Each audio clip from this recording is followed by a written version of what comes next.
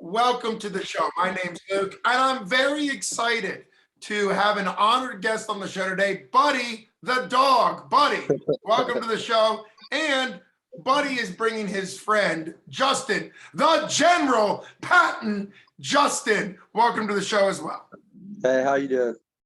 It is great to have you back on the show. You've been on the show before, and it is, of course, Buddy's debut, which is why he's so handsome there, and will probably look like that the whole time.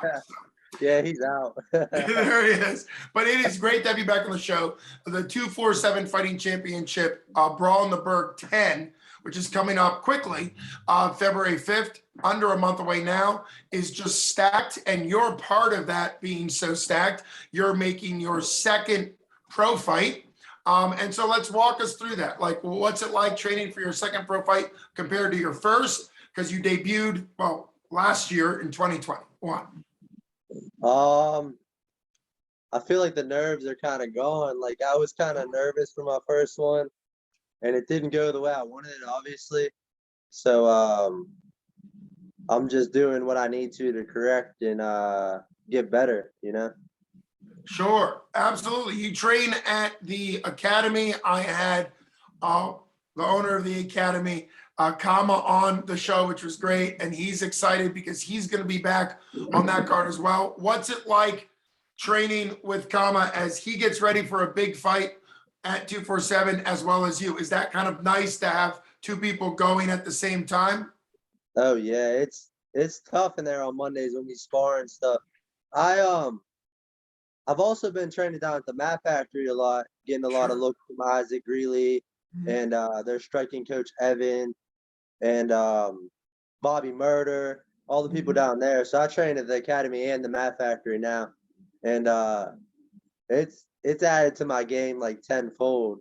Like you might see me come in there and shoot a shot or something, you know? Oh, that would be exciting. You're very well rounded. One of the things that's exciting about your game, both as an amateur and a pro, is that you've been training for a long time. You were hoping to make your pro debut, but then this whole thing called COVID happened, and that really pushed it back. Then you made one more amateur fight for the belt for 247. Then you made your pro debut. How nice has it been to train at both the academy, which has been your longtime gym, and also the Mat Factory, because I think those gyms work really well together. So what's it like having that experience? Definitely. You get all types of looks. You get the striking, the grappling, the jiu-jitsu, and then if you see it's almost like one style exposes the other holes that make you a better fighter overall. Like I just feel a lot more well-rounded than I even was before. So just fixing all the holes and getting everything to click so you're fighting the whole time. You see things coming, you know?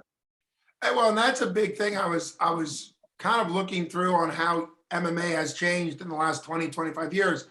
And that's exactly what, just on the broader scene of MMA, there used to be people that could do very well, even at the UFC level, that had big holes in their games because gyms didn't know how to exploit it. You know, there was a time where people didn't know how to get out of guillotines. And now a lot of wrestlers, the first thing they learn is be careful of the guillotine, right? It's just, the game gets tougher and tougher and more developed, which is really great.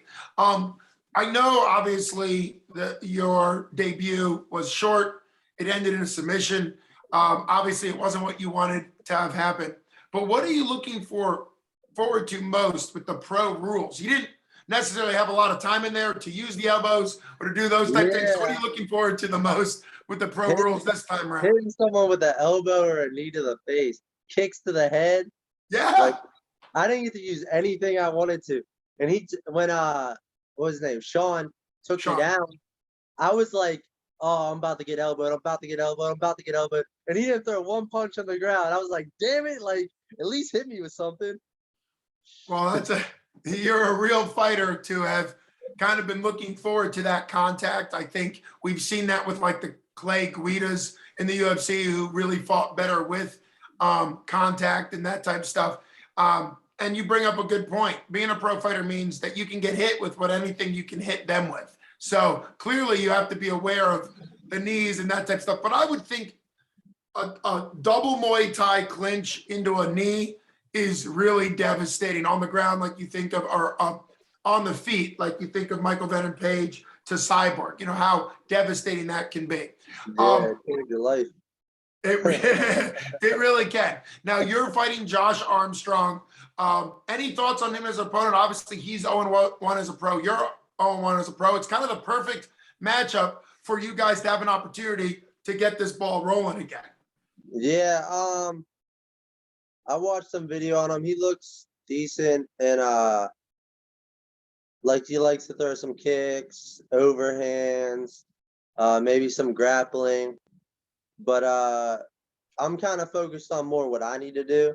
Sure. Not as much like before. It was all worried about like counters and like what they're gonna do, but it never happens that way. Like it never. And then the whole time you're sitting there waiting for them to do their move, and it never comes. And then you're sitting there waiting the whole time. I realized that I got to go out there and do my game plan. You know, use my pressure, and then counter off of his mistakes when he's trying to defend himself. So, and that really brings up the wisdom of getting in that flow state, because one of the things that happens probably more than any other sport, or boxing, of course, but what you do dictates what they do. So it's not just you waiting for them to do their move, you doing your move.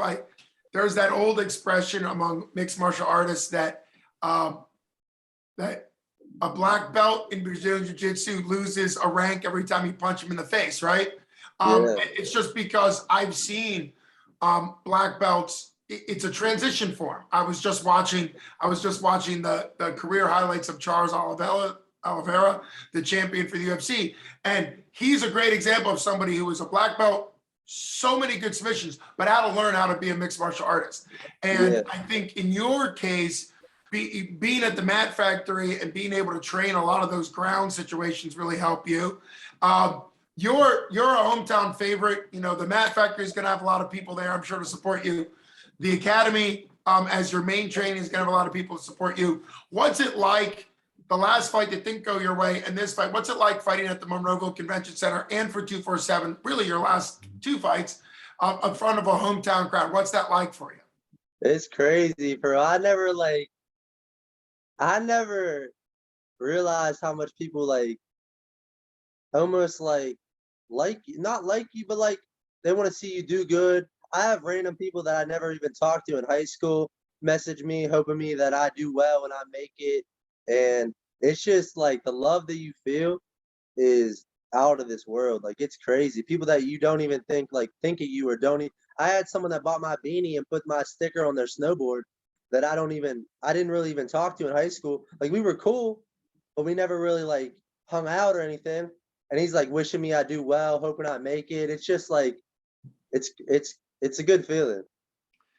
I'm glad it's a good feeling for you. I think that's one of the things that makes regional MMA, if anybody's watched this show before, I bring it up all the time.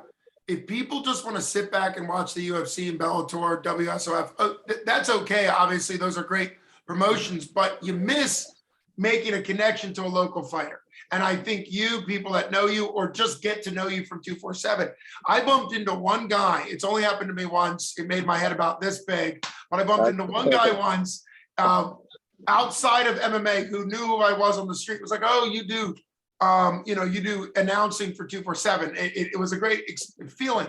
But I asked him, well, who did you go for? And one of the things that I think is really cool for you and all the local fighters to realize is there's a lot of fight fans in Pittsburgh and the surrounding area that come to be a fan of 247. And this guy in particular who came up to me and said hi, it was really cool to meet him. I asked him who he was there for, because a lot of fans do only come for their certain fighters. He said he just goes and roots for everybody. And I think that's a great attitude. Go root for every person on every fight, And I think that's what you sometimes see at sort of the bigger promotions. People are UFC fans. They don't really care about the fighters as much as they care about the opportunity to root for people. So I think that's something I encourage everybody to support you, support everybody they know from high school, from Facebook, from the gyms. That's all important. But also just support your local fighters by going and buying tickets and being there, because it really brings up everybody when Pittsburgh MMA is more successful, which is pretty great. I would ask you what fight you're most looking forward to on this card besides yours, because it's such a slam. So I guess I'll ask you the question, but I don't mean you watching it the night of. I guess I'll say a few days after the fight. What fight are you most looking forward to rewatching besides your own? Because that card is stacked. It's got multiple titles, amateur titles, pro titles. It's got a lot going on. Well, first, obviously, Kama. Yeah. I want to see him go out there and start this dude, get another shot at the big leagues and make some big money, Other than that, I want to see Cam do well. Yeah. I never really had any bad blood with him. We were always kind of cool. And I trained with him a little bit at the Mat Factory. We spar at Stouts a little bit. And he's a cool kid. We'll grapple, and he'll be like taking it easy on me, or like not. I'm like, grapple me like you did when we were fighting. I'll like yell at him and be like, grapple me like you did when we were fighting. You wouldn't let me go. Like, because he laughs about it. He's a cool kid. He's funny as hell. I think it's a good maturity to see out of you as a fighter, that you can be friends with former opponents. I think that's a sign of development, because obviously Cam's got a lot of skills. You have a lot of skills Cam doesn't have. He executed better in that fight for the title, that amateur, because his wrestling game was just something that you couldn't stop, Yeah. And so I think it's good. There's a lot of examples at a high level where people have a fight that they lost and then they realize, okay, let me learn from this situation. And it also shows how valuable having a humble attitude in defeat or victory is. You being humble in defeat, being willing to learn from Cam, and Cam being humble in victory, not rubbing it in and making it something that you guys can work on together. It's kind of a good thing to see that with local gyms that are going to bump into each other. Well, I appreciate you answering that question. I think it's really nice, obviously, be rooting for the Death Star, and then also to see Cam 6-0 fighting another stud amateur who's also 6-0. That's a heck of a hunter starter. That's a heck of a matchup for that 135-pound belt. And then, of course, Sid Ross is also fighting for an amateur belt, which is just exciting. I think anytime female MMA has a lot of excitement behind it, it's a good thing. It's a good thing for the sport. And then you didn't mention him, but I will. Ethan, the Wolverine Goss, that's exciting to see.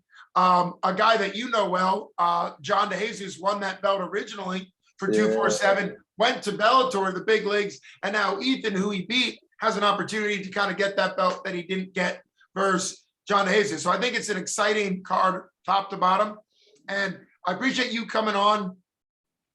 One last question for you before we wrap up is, what are you most looking forward to the night of February 5th, whether it's the walkout, the prep, the fight, the victory? What are you looking for the crowd? What are you looking forward to the most in your experience February 5th? After, when I hit him, I just want to see the expression on his face. Like, I just want to, because all you have to do is touch people with 4-ounce gloves. Yeah. And then you kind of see what they want to do from there. So I want to stick him with a jab or stick him with a hard cross, maybe kick him a little bit, and see where he wants to go and what he wants to do with it, Whether he wants to shoot or he wants to stand up and we can take it there. I feel like I'm ready for anything. In the infamous words of Donald Cowboy Cerrone, he once said, "My favorite takedown is a knockdown." And I think that's what you're saying. Once you can touch somebody and see how they respond, you can wrestle it in reverse, like the legendary Chuck the Iceman Liddell did. He wanted to knock people out, so he wrestled in reverse. Obviously, Cowboy Cerrone has takedowns. He's really well-rounded. Of course, he's aging now, but I mean, at his prime, he's really well-rounded.